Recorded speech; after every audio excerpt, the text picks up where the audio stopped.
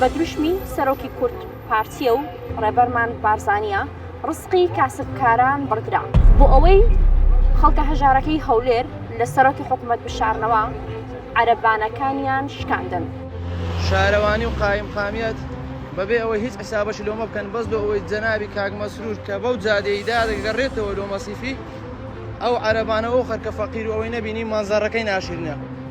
ئەوە حاڵی زۆنی زەردە لەوێ گەنجان و کاسبکاران لەبری ئەوەی هاوکاری بکرێن ڕزقیان دەبڕدرێت.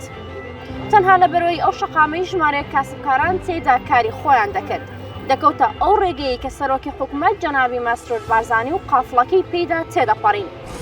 قامقامیەت و شارەوانی شارەکە تەواوی عەرەبانەکانی بەبێ ئاگادارکردنەوەی پێشوەختە بەبێ ڕەچاوکردنی باری جارایی کاسبکارەکان و بارودۆخی گوزەرانیان هەموو عەرەبانەکانیان فڕێجایە خوارەوە و شکاندیان. کاسبکارانیش دەڵێن ئێمە لەم هەڵوێستی حکوومەت زۆر تووڕین و ڕۆژی جەنگدان دەیان بینینەوە.